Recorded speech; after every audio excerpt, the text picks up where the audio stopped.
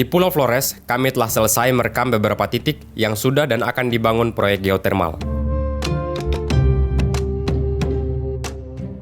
Setelah kurang lebih 1 bulan kami berada di pulau ini, kami kembali fokus untuk menyiapkan perjalanan selanjutnya.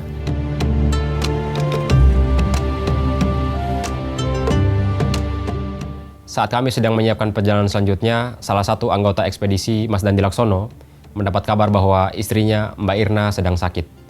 Akhirnya Mas Dandi pun terbang ke Jakarta dan kami menunggu perkembangannya di Labuan Bajo.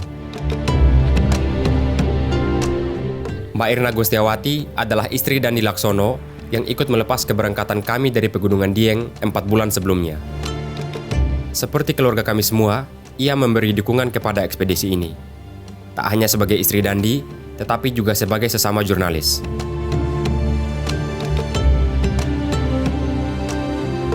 Dalam sebuah wawancara dengan salah satu media di Jogja, Mas Dandi pernah bilang, sebagian logistik di awal ekspedisi seperti membeli kamera, itu adalah uang hasil pinjaman dari Mbak Irna. Saat ekspedisi Indonesia Biru tahun 2015, Mbak Irna juga ikut mendukung perjalanan selama setahun itu. Ekspedisi Dandi dan Ucok itu membawa pulang beberapa karya film, termasuk Sexy Killers.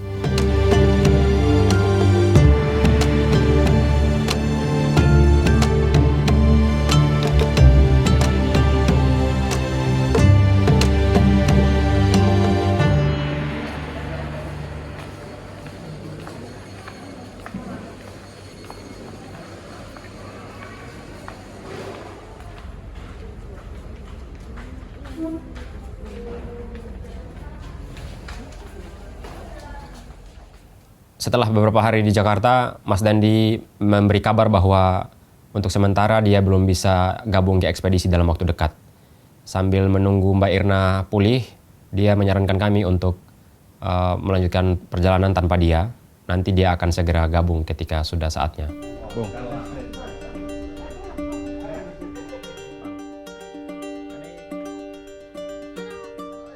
Di Desa Ngorang, kami berpamitan kepada rekan-rekan di Rumah Tenun Baku Peduli dan Sun Spirit yang sudah menampung kami selama ini. Dan sebagai orang Flores yang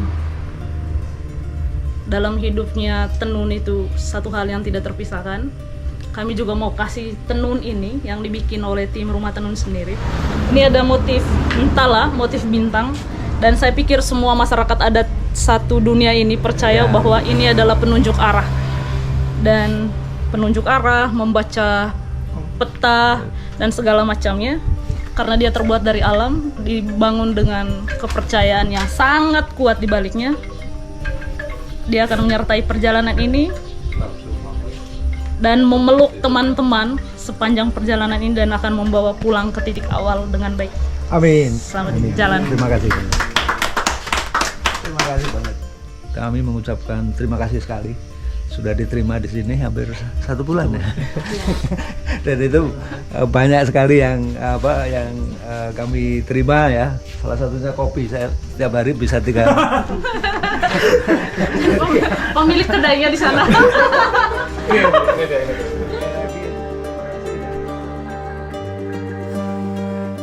Akhirnya, perjalanan pun dilanjutkan tanpa Dandi. Motornya amurang, untuk sementara waktu kami tinggal di sini.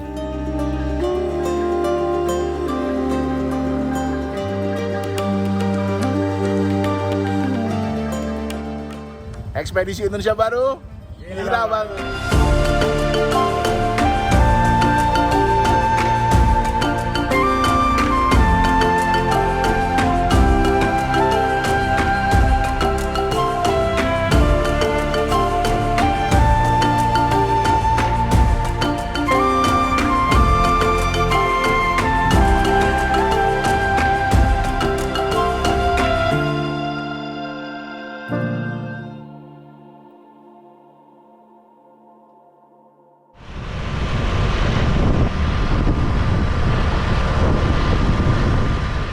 Di penghujung bulan November, kami beranjak meninggalkan Pulau Flores menuju Pulau Sumba.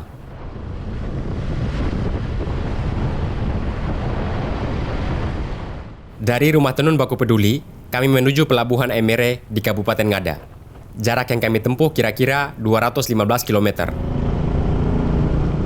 Dan sering, kalau kami jalan sama Farid Gaban, pasti ada insiden semacam ini.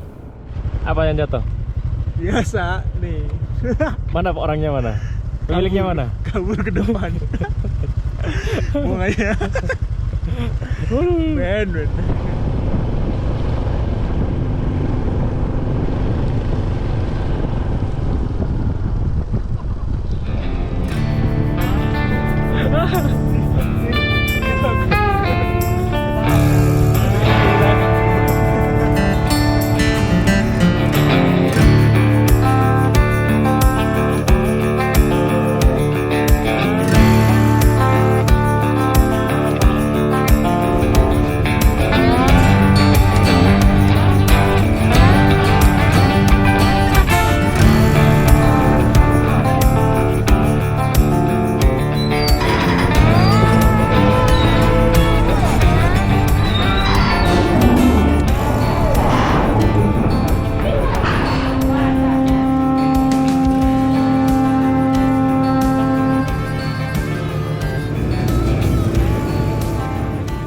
Kapal feri yang kami naiki ini adalah salah satu transportasi andalan yang menghubungkan Pulau Flores dan Pulau Sumba.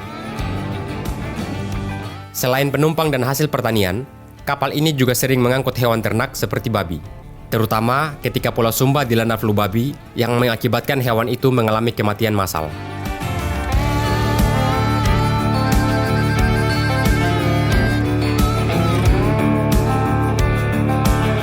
Melewati jalur laut Flores Sumba, kami menempuh perjalanan dalam waktu 10 jam.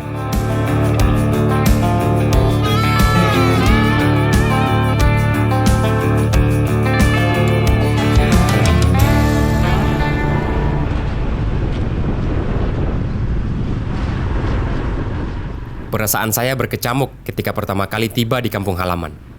Karena sejak merantau ke Pulau Jawa tahun 2017 lalu, saya memang jarang pulang.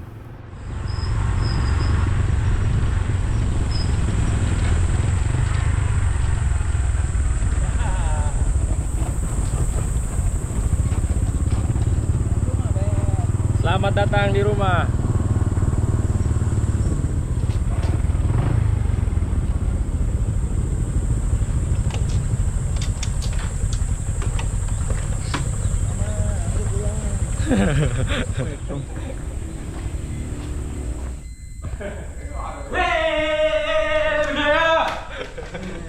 Halo.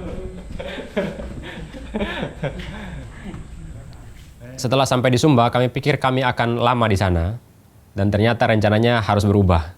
Kami harus ke Jakarta karena ada serial Dragon for Sale yang harus diedit dengan cepat. Ya, akhirnya kami hanya parkir motor di Sumba. Balik lagi. Gimana, ekspedisi naik pesawat? Ya berarti lengkap lah.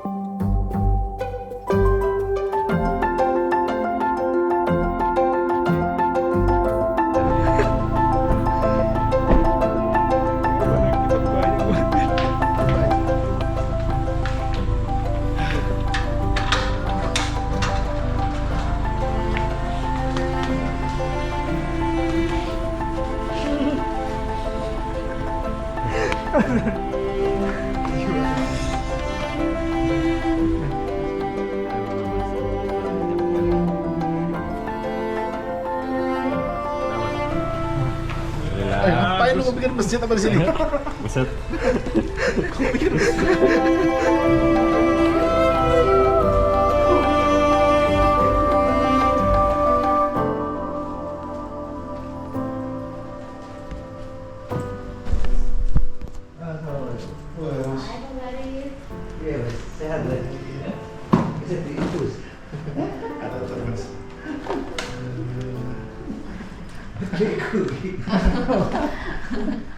Begitu tiba di rumah Mas Dandi, kami langsung membahas eksekusi serial Dragon for Sale.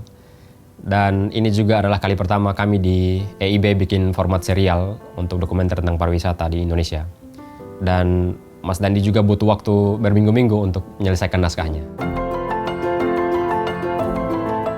Menyelesaikan naskah dalam beberapa pekan tentu sangat menguras fisik Dandi. Dan karena ada sedikit pengalaman memijit sejak kecil, saya coba menerapkannya pada Dandi.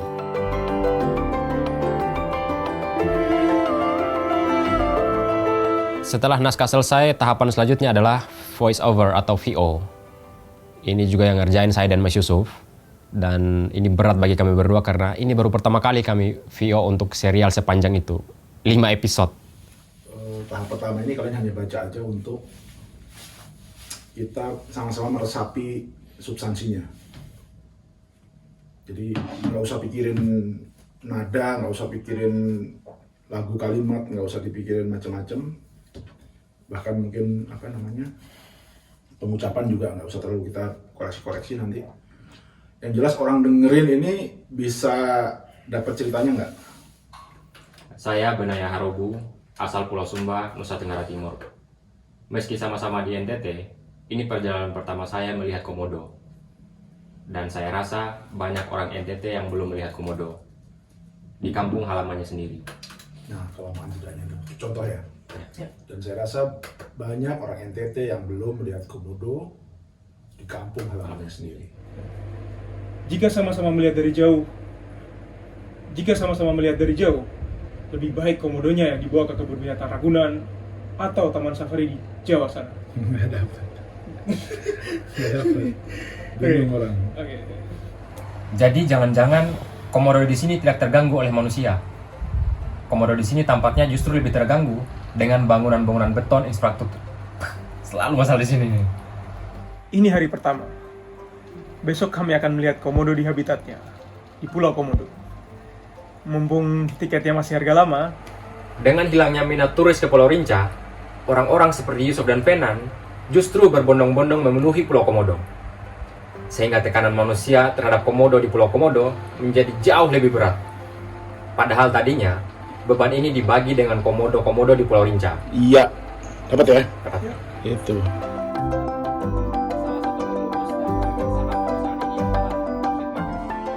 Ketika kami berdua sudah mulai memahami naskah dari membaca, pekerjaan selanjutnya adalah mencari tempat yang cocok untuk voice over atau VO. Kami lalu mendatangi kantor Watchdog untuk meminjam tempat dan alat perekaman suara. Pengorbanan apa saja yang dibutuhkan agar bisa menjadi seperti Bali, dan siapa yang paling banyak berkorban? Sofyan Orandi pernah menjadi ketua tim ahli wakil presiden di era Yusuf Kala. Pulau Rinca yang disebut-sebut sebagai Jurassic Park itu tidak terlalu menarik bagi turis wisata. Turis sih. Susah. Aduh. Tenang. Kalian balik ke SD aja belajar baca. Hah? Pulau Komodo ada penduduknya? Hah? Pulau Komodo ada penduduknya? Beneran? Apa nggak digigit? Hah? Pulau Komodo ada penduduknya? Beneran? Apa nggak digigit?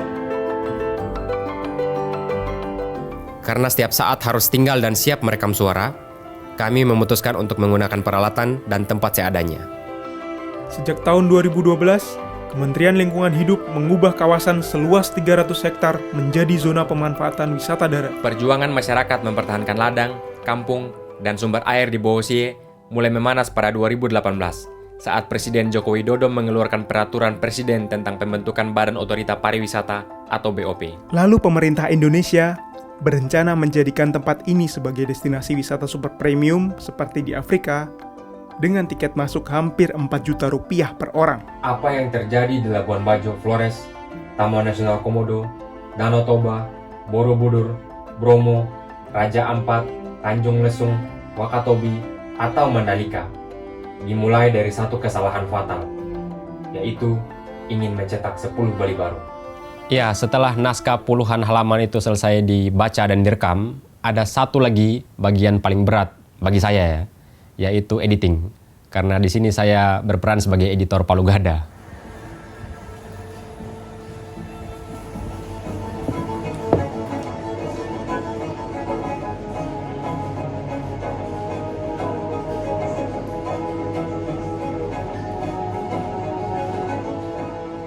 Seperti halnya di film Tanah Tabi, Tak hanya sebagai editor, saya juga merangkap kerja sebagai penata musik.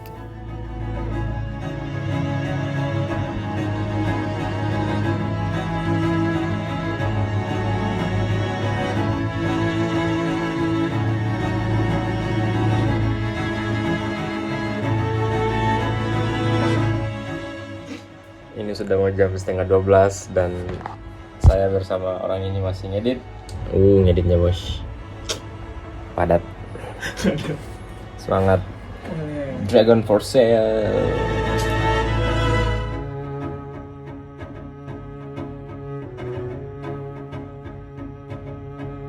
Saat sedang mengedit, kami dikunjungi oleh Doni Parera, salah satu karakter utama dalam serial Dragon for Sale. Lancar bang pedalnya. Ya, mantap. Halo Ben. Di hari yang berbeda, kami juga dikunjungi oleh Venan. Ia ingin melihat proses editing kami.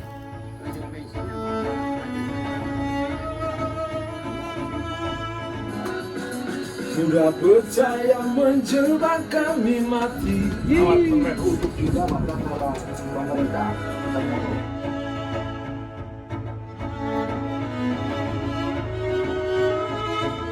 Memasuki serial keempat, saya mulai merasa tak enak badan.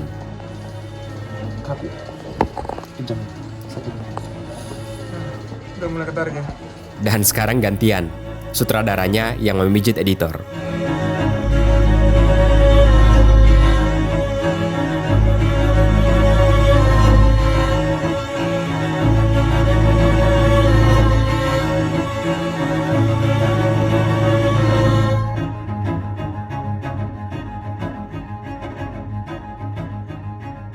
Selesai sudah tugas saya sebagai editor, dan saya cukup puas melihat respon penonton pertama seperti Yusuf ini. Kenapa? Baru kali ini nangis nonton film sendiri. Sudah. Hah? Iya mas. Bagian akhir sih Ben. Apa ya? Gak sabar cepet-cepet lihat film 5 sih. Gila ya.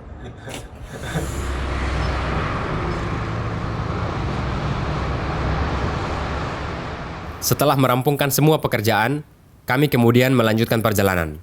Farid Gaban akan duluan ke Pulau Sumba, sementara saya dan Yusuf masih ingin menjajal sensasi perjalanan laut.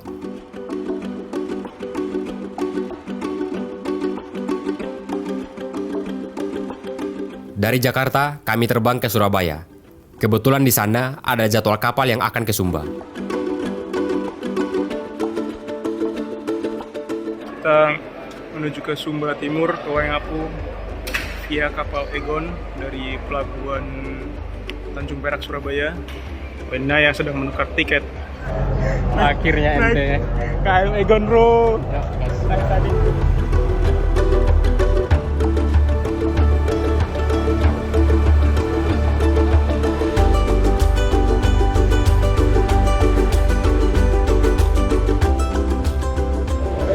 Ya. Halo Mas Dandi, Mbak Irna, dan Halo. kawan-kawan koperasi. Tadi Warna Ya tidak. Keren.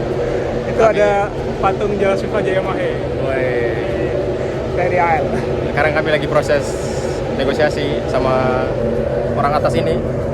Mau izin buat ngambil gambar. Kita sedang di KM Egon dari Surabaya Tanjung Perak, nanti jam 7 bertolak ke Waingapu ya. Jadi 3 hari perjalanan dari hari Rabu, Kamis, Jumat jam 2 siang kita sudah sampai. Ya, sampai ketemu tempat yang ada jaringan. Terima kasih banyak Mbak Irna udah bantu selama ini. Mas Dandi, terima Makasih. kasih sudah dibantu buat ngedit banyak hal di Dragon for Sale ini, teman-teman koperasi. Sampai ketemu lagi. Makasih banyak Werna dan Mas Andi dan teman-teman semuanya. Minal aizin wal faizin memang. Bismillah. Minal aizin wal faizin, mohon maaf lahir dan batin. Setelah meminta izin ke kru dan kapten kapal, kami diizinkan mengeluarkan kamera dan tripod. Sesaat lagi kapal penumpang Egon akan diberangkatkan dengan tujuan pelabuhan Lembang. Kepada para pengunjung, buru-buru bagasi serta yang tidak berkepentingan lalu lintas kapal, mohon Anda segera turun dari atas kapal.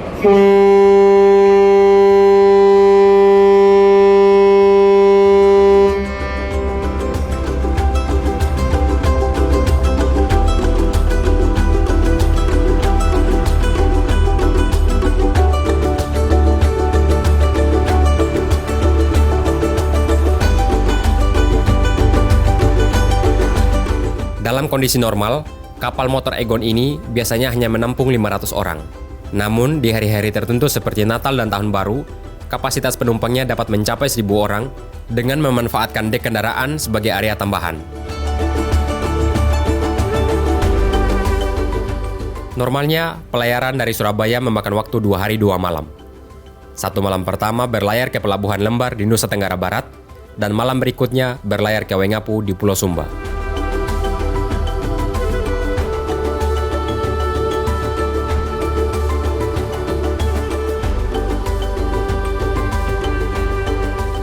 Saat itu, kami juga ingin mengabadikan momen para kru kapal yang akan segera memasuki masa Lebaran.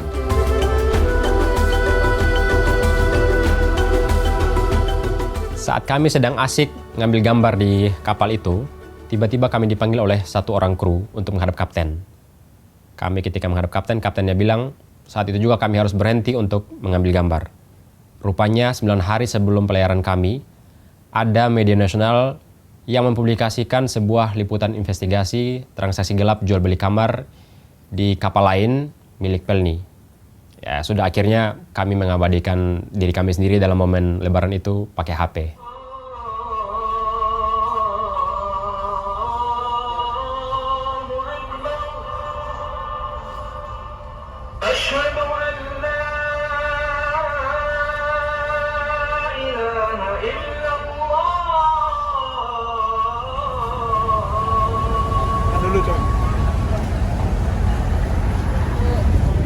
Mari silakan ngambil sesuai tiket Pak ya.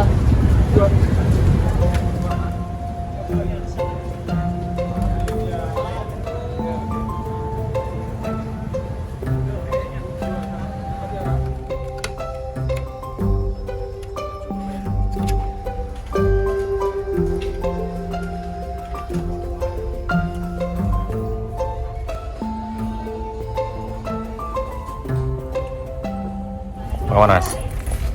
Mandi dulu kan, udah 3 hari nggak mandi. Pantas saja, makin dekat kan. Ya sholat lah, masa sekali nggak sholat di kapal.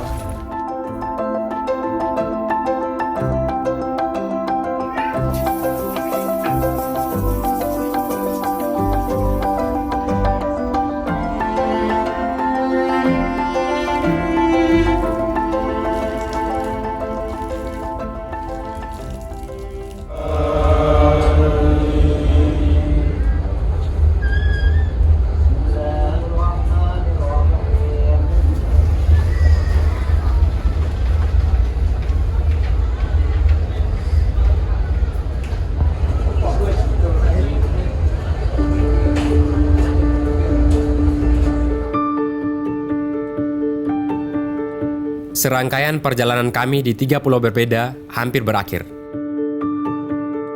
Sedikit refleksi, dari perjalanan ini saya belajar bahwa melangkah sendiri itu mungkin, tapi tidak selalu mudah. Akan ada titik di mana dukungan seseorang seperti pasangan hidup jadi penting. Itu sebabnya saya sebagai yang paling muda dari antara 3 teman perjalanan lainnya, memutuskan untuk merekam tradisi nikah adat di Sumba. Sebuah upaya memahami makna ikatan yang selama ini hanya saya pandang dari kejauhan.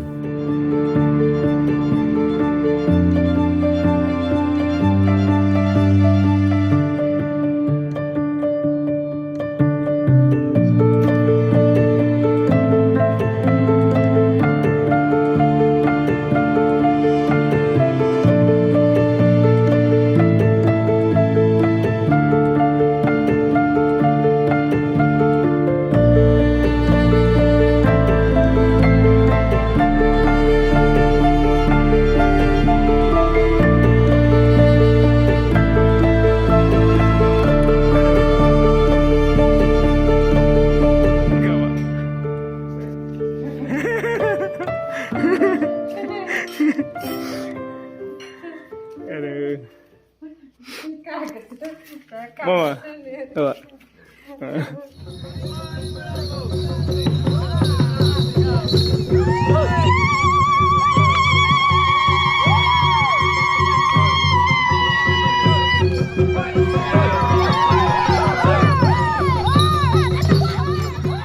Di episode yang akan datang, kami akan fokus merekam budaya nikah adat di Sumba yang sudah melekat pada masyarakatnya selama ratusan tahun. Meski mahar atau belis masih sering diperdebatkan, tapi kami ingin melihat bagaimana belis dipahami oleh masyarakat Sumba hari ini. Jadi kalau mau ambil istri orang Sumba ya siap-siap jadi beli hewan banyak-banyak. Kalau banyak uang tapi tidak banyak hewan sama saja, tidak ada guna dengan itu uang.